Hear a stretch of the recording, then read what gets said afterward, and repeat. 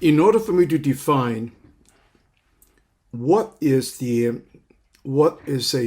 situation we are facing right now, maybe not just in this industry, but in all industries, is that we have this gap.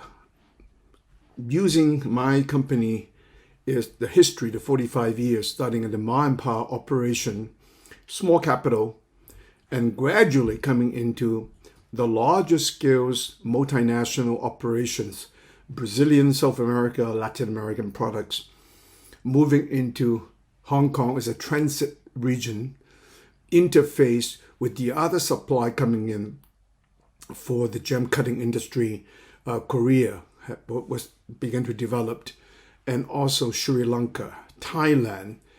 And in Hong Kong, during the time when I started in 77, 78, there was hardly any gemstone processing and cutting industry, just direct trade.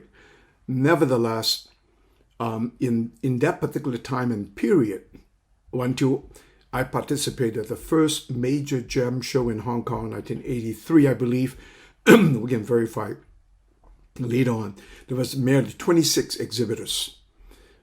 Brazil have two. One is me, a Chinese Brazilian from the U.S., and Joe Roth from Belo Horizonte. There's another American from a Peace Corps worker with another stance. So altogether, 26 represented. Only the two Brazilians represented by an American and a Chinese Brazilian American. In that particular timing point in Hong Kong, already have the major faceting industry, primarily cutting synthetic stones. And if I remember well, Chatham was one of them.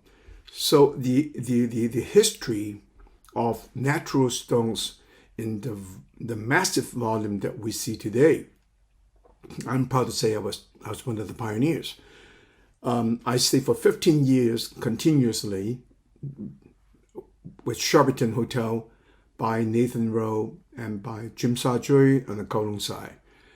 And from that first show in Hong Kong, where the color stones industry starting to come into Hong Kong, and then also the loose stone industry becoming the requirement for the calibrated stone, because as the industry widens, the manufacturing with the gold, silver, and whatnot, they would like to become a standardized cut stones.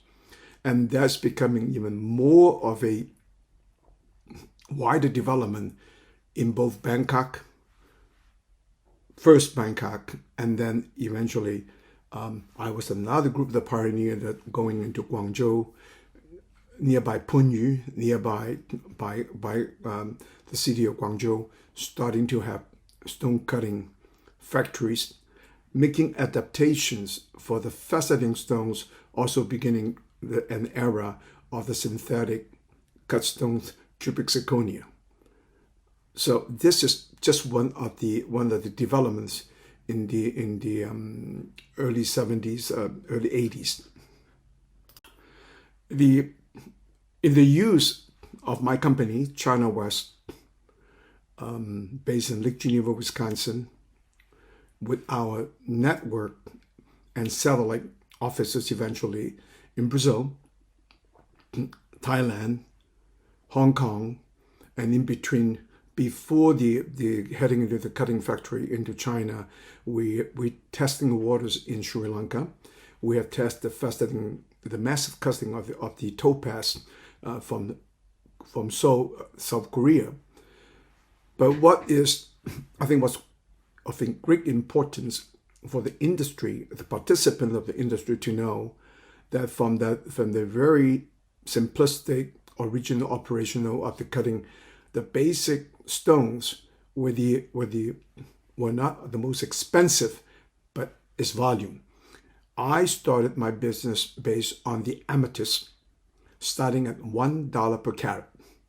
But as a back and forth runner for the Brazilian stones in the region of Minas Gerais, in two cities named Governador Valadares and Teofilo Otoni, northeast of the state of Minas Gerais, where become the two centers where all stones from Brazil being found anywhere else by the many garimpeiros. As a matter of fact, I have my Facebook page called GGMBA, Global Gemstones and Minerals Business Alliances. It's basically I would like to dedicate the creation of these platforms eventually, the merge of our speaking, the merge of films and footages, all about the garimpeiros. Garimpo meaning mines. Garimpeiros are the people who worked on those mines, or discovery those mines. And so I translate it into Gem Explorer. It's much more amicable, and maybe I am one of those gem explorers, not from Brazil, but with the same cultural group, another cultural sphere, emphasizing the many unique situations and histories about Brazil, which is what I intend to do. First, defining what is the business economy, what direction are we heading. The major impact today is the basic days when I started with $3,000 borrowed, and by moving around in the abuse of the credit to buy merchandise like scuba diving gear and photography cameras, leveraging with a credit card to buy 3,000-4,000 on the 30 days payment. Of course, if you don't pay 30 days, you had a greater interest. That's another risk factor. But we managing to start with this industry from a very basic level.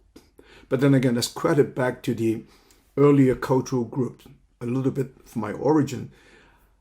I was born in Shanghai, but my father is from Ningbo, Zhejiang, Yuyao. Eventually, you would talk about much linkage with the philosopher Wang Yangming. We share the same region heritage. My mother is Cantonese, raised up in Guilin in Guangxi. So we all have the language hub, speaking or listening to the Shanghai dialect. My mother tongue, it is indeed Cantonese. My two older sisters command fluently Shanghai and Cantonese.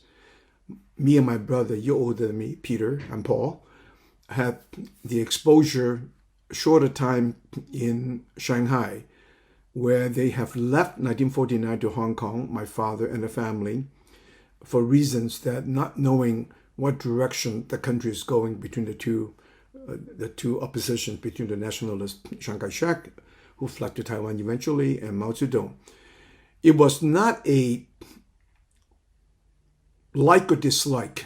My father, being a graduate from the Sorbonne from Paris, commanding a very, very fluent use of French, had given his service to the national group when the communists and the nationalists united to fight Japan. And in his use of languages, French and a good command of English, my father was able to be of value to the system of purchase of stainless steel from U.S. exported from Seattle. And because at that particular time and point before Pearl Harbor, the Japan was much offended by the American aid to the Chinese with that particular delivery of the goods and services.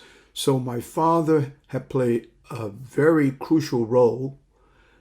This information, again, is I only knew about this in the last 10 to 12 years, which my father has since passed. But going back to the linguistic and sound from Shanghai City, my paternal grandmother speaks her native tongue in Yuyao or near Ningbo, but the sounds are pretty familiar, pretty similar.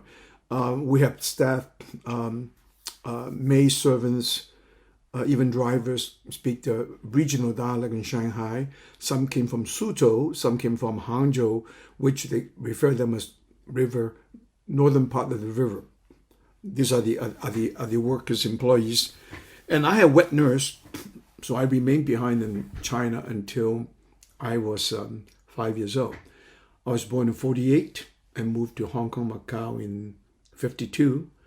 And from 52 to 62, that's where predominantly the language spoken were all Cantonese. My mother and plus my two aunts were also living with us. And I have attended the school, the Catholic school, known as the Salesians or John Bosco. Interestingly enough, I have continued with the same religious order in Brazil.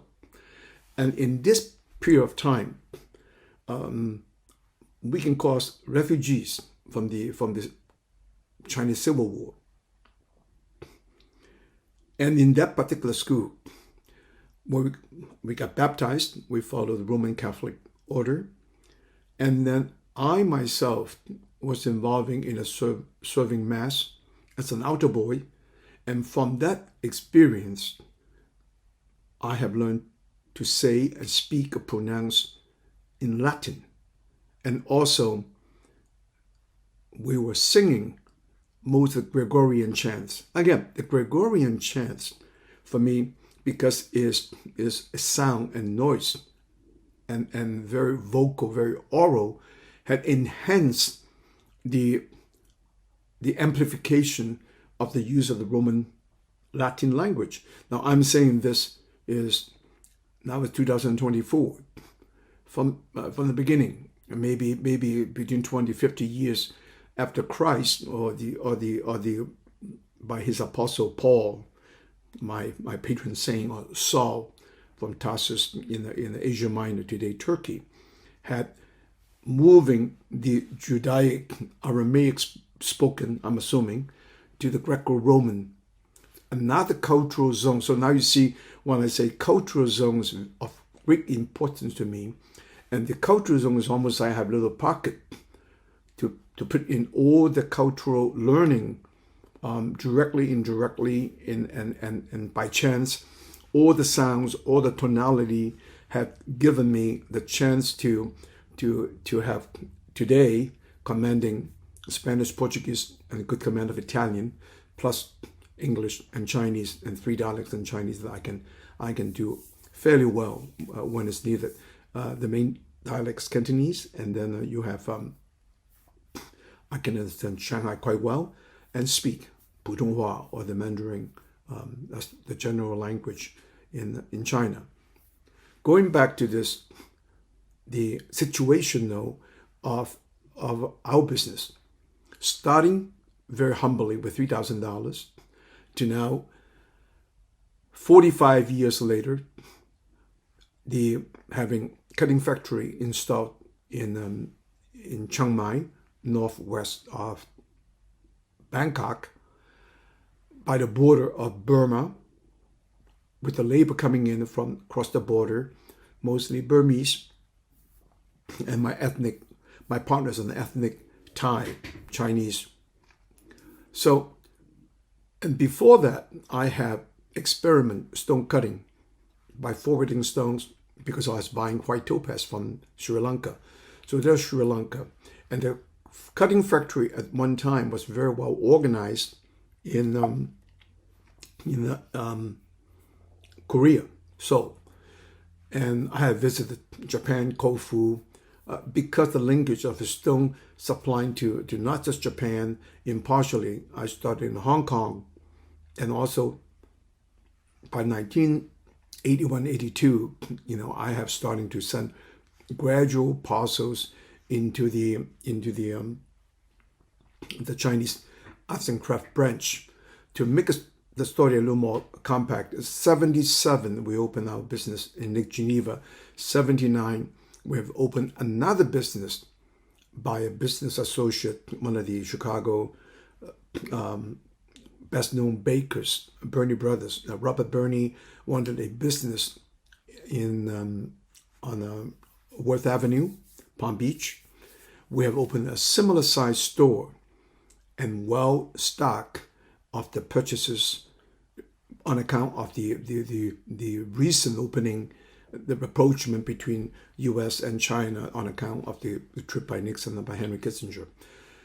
So in that particular time and point, I was not older than 29 years old. I wrote my first paycheck to the China Arts and Craft branch in Hong Kong, $380,000, just to pack our business in Palm Beach, called Le Gem, the proof of the gems. Anyway, there was another beginning at that particular time and point. I have created wonderful contacts with the China Arts and Craft branches from Hong Kong. Eventually, I got to purchase by the same branch in the Canton Fair from the Arts and Craft branch in Shanghai, Tianjin, Beijing, and Guangzhou. At the very same time, they were very interested about what I have from Brazil. Even I started in Minas, in the northern part, north of São Paulo, where I grew up, still in the south middle of Brazil, where the two cities I have just mentioned, Governador Valadares and Teofilo Otoni, in the northeast section of Brazil, were the two centers were practically hosting all the stones that shows up in any region of Brazil. In my time, there was the new finding of the emeralds from Goiás, Santa Teresinha de Goiás, and then other emeralds discovered from Bahia, and more goods and more gemstones showed up of this growing era of the people falling in love, getting interested in the color stones. But the more specific time frame that I had was at the time 83, the gem show in Hong Kong. That show with 226 exhibitors. Today now is at 2,000 of the Hong Kong Gem Show.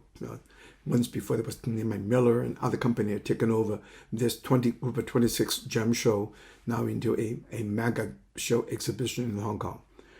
I remember very well, and I think I have articulated extremely well during this time of the show.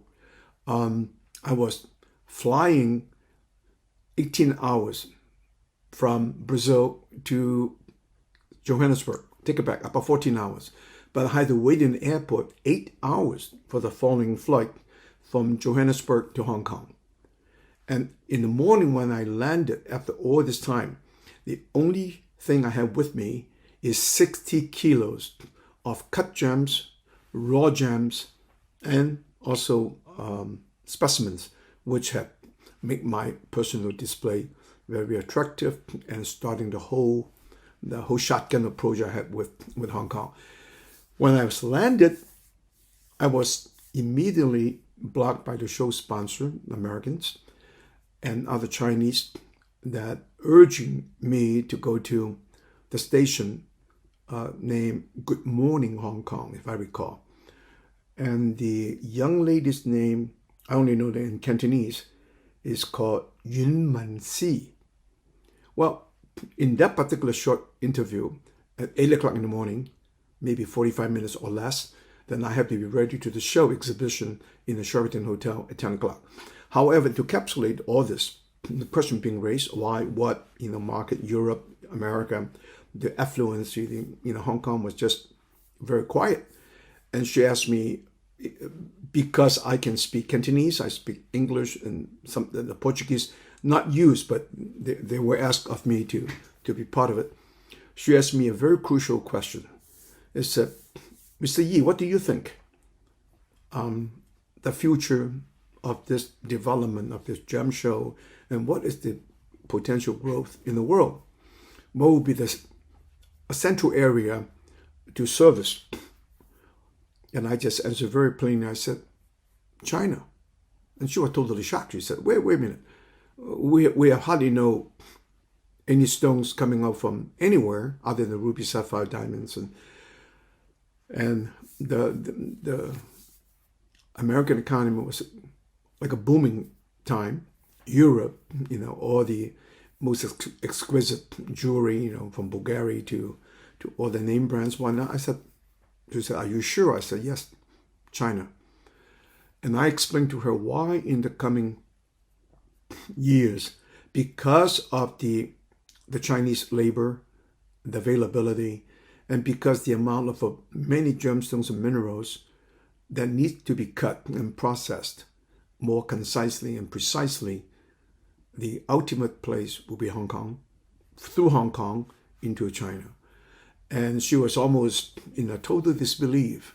But after the interview, I rushed out, come to the exhibit. All of a sudden, I found 2 or 3 reporters with a mic trying to tape and stick to my face and say, I just heard you mention about the future of the trade will be primarily in China. I said, yes. And said, excuse me, I had to open my business. I'm going to pick up my clothes from the tailor and whatnot. We are all young enough. I was 29, I believe. We all have time to see. No need to have more discussion. We will see in the future what will China play and what role will Hong Kong play. Well, at the end, we all see what is happening here. Ideas are fine.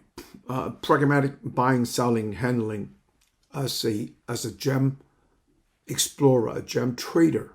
That part of the game I play. And then into the vertical integration by demand, not because I created, by being in Brazil, to mine stones eventually. I just quickly say about the 3 stones I had very much involving, all under $1 per carat. Amethyst. Citrine is part of the amethyst, so there's one family that's together and yet separate. And then the future engagement with the treatment of the white topaz into the 3 basic color, 4 color blues: sky blue, Swiss blue, the intensity of the blue. One is by linear accelerator. Now the first color by Cobalt in Brazil, in Barahaji. And then I'm using the treatment in linear accelerator in San Diego at that time, eventually coming to the nuclear reactor to create a dark color called London blue. In and between the 2, or between the 3, based on my personal experiment, to have them first treated into the cobalt, and those stones do not take color but remain brownish, the natural color in many of the mines in Brazil. I have tried to bombard it with the linear accelerator, producing now another color called Swiss blue. It's almost the London blue, the sky blue, the Swiss blue, and the natural blue, and plus the natural white. So you'll see some of the pictures I would be attaching to this. This is where the entire cutting stone process started in China, and then peripherally we have cutting in South Korea. Thailand has a huge part. In fact, many of the hyphenated Brazilians, like myself, most of the Brazilians think I'm Brazilian because they don't know I'm from the States. Then we have the Lebanese, Arab Brazilians, Cesar Habib and others, starting also the ventures in Bangkok, which is all part of the general economics for our time and period and progress. While I'm speaking of all this direction, though, that eventually the multiple cutting factory opened up in Guangzhou, inside the province next to Hong Kong, Shenzhen, between the Pearl River, which is Macau on the west, Hong Kong on the east, and in between those, the villages, in the province of Guangdong, and many cutting factory starting to evolve. And one of my direct linkage was the largest volume cutting of the cubic zirconia. And from that particular group, they're generating more cutters. But it takes a certain kind of a knowledge and the orientation to take the stone, to guide the stone in the color zone and put it into the belly, just using common terms and reflecting out from the table and whatnot. The entire cutting industry starting to evolve, or since the time 83 when I was in Hong Kong for the first show. So, and now look at what is happening. Now we're talking about we're into the digital dimension. I'm using a very simple, again, I create my own sphere. I just call it CD, and we talk about CD and then the cloud, or no, BD and BC, the big data into the big cloud. The cloud is another sphere. In between the activities called Internet of Things, we can talk what we develop now with my system called Gemmfiles, which you will see parts of it I'll be inserting into this presentation. So you will look at how the Gemmfiles had become a system, okay? And why have I waited over 32 years of this R&D until today? And the possibility to launching the Gemmfiles this year or next year, which will cover an industry near and around 350 billion to 500 billion. So in the next segment, I will talk about this. In speaking of the development of the Gemmfiles, which I had started in 1991, there's a clear demarcation that what and how we have evolved, how we have become from a mom and pop operation retail to become the next phase of the domestic distribution of the gemstone sales in North America. And one particular event we have to mention that makes huge sense. Nothing is really secretive now. One of the biggest gem and mineral show in the world, in a chaotic way, but in a very interesting way, very, very diverse, is the event that happens every February in Tucson, Arizona. To just make a quick development, my first time participating in the Tucson Gem Show, in less than 11 days, including open and closing, 10 days for the show, 2 days of closing up, what I have done in Tucson is equal the full annual sales of my retail business in Lake Geneva, Wisconsin. More than that, I have made a couple of the dealings never could have imagined in my life, is by moving one parcel of the aquamarines of the $50,000 from a Brazilian vendor who used to sell to me. They're also miners, producers, and passing on to my right side of a German group coming from Frankfurt area, and then have their operations in Andorra, north part of Spain. On that transaction, in and around $80,000, I made $10,000. That $10,000 already paid for the entire operation and show. Now, these are the events of the gem trade, and much more than just the physically buy, sell, cutting, operating, mining, processing, shaping the package, shipped to Hong Kong, from Hong Kong to China, to Thailand, to Chiang Mai, to Sri Lanka, and to South Korea, which is my network and distribution that I have developed over all these years. The U.S. domestic distribution from Tucson, plus all the other shows we have participated, Los Angeles, San Francisco, New York, Chicago, Atlanta, Miami, all the jewelry exhibitions, we did about 10 shows a year. And that's where we capture clients, customers, some retail, some are not. But the most importantly, with the show and exhibition, we have linked up to the earliest marketing program of the loose stones in the U.S.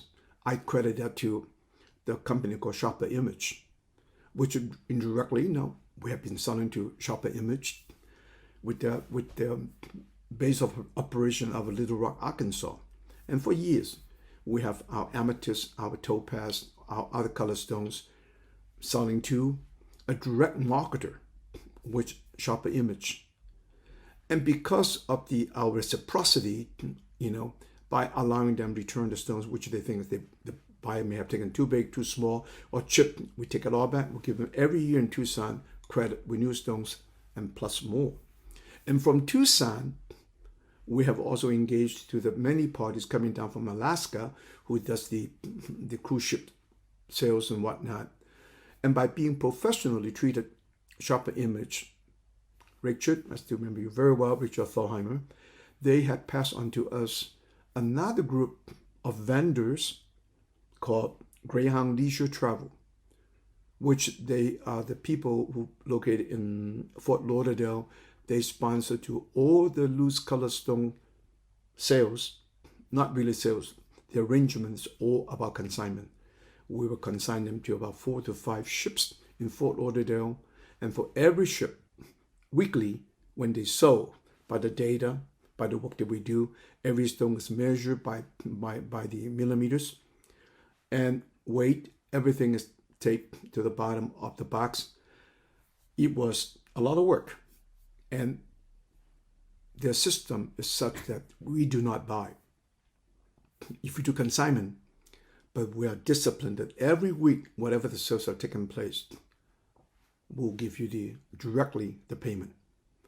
And so together we develop a system, and that part of it, I want to share with all of you this part, is also the gradual events of the use of technology. Believe it or not, from the outside of my business, why would China West need a telex machine, which we have?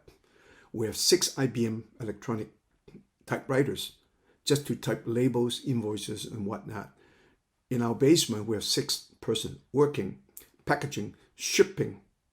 And I do thank the American Post Office Service, because we could have shipped stones up to the value of $40,000 insured. Okay? And to avoid the attention, we go to the neighboring towns, 3 other cities, to ship packages of $15,000, $20,000 to these industries, namely eventually the Greyhound Leisure Travel. And from the Greyhound Leisure Travel, a few years down the road, they come to us, will China West be able to handle the volume? I said, what kind of volume? And they just mentioned that we have just been acquired by Carnival Cruise. Well, jumping from the few ships, 4 or 5 to 17 ships. And the stone ranging from topaz to 3-color, 4-color, the topaz to amethyst to citrine to all the other gemstones. And that for me is one of our booms. By using gem shows contacts, we open up not only the Sharper Image, not only the Carnival Cruise Lines, but also the major company, such in Chicago, we had Cousin Peary Scott, we have Montgomery Ward's, Sears. But the way to sell to this company, the retail, we work with their manufacturers. In other words, their manufacturer contact us for how many stones they want to use. We ship from Wisconsin to New York, and then build them. And they will get paid by Montgomery Ward and Pierce. And the financing is usually about 60, 90 days. It's a little hideous, but nevertheless, that's how we're starting the U.S. domestic market, and that's how China West had dropped the China, they see West Gems and Minerals, just to avoid the conflict of ourselves with the other companies. As a matter of fact, one of the ladies, a German lady, works for Cousin Peary Scott. She happens living in up in Lake Geneva, around us in the resort area called Grand Geneva. Every Monday, she will come to our store, handpick the amount of aquamarines on the sizes and shapes she thinks the store can handle. We have never set foot into Cousin Peary Scott. Even my office in Chicago at that time was 1 block away at 5 South Wabash. So, in a nutshell, this is how we have managed to handle our U.S.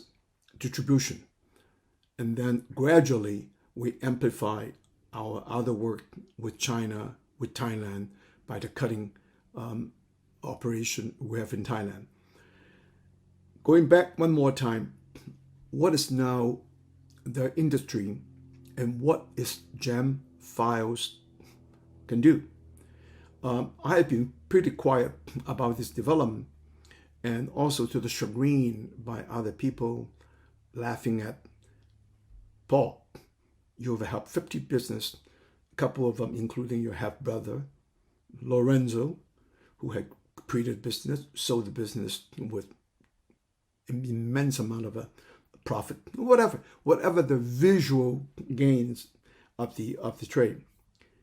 I remain very, very strong-minded to see the comprehensiveness of a system. And we can say the infrastructure of the Gemmfiles, not just for my business, but for the entire industry. And I will cover that in the next segment.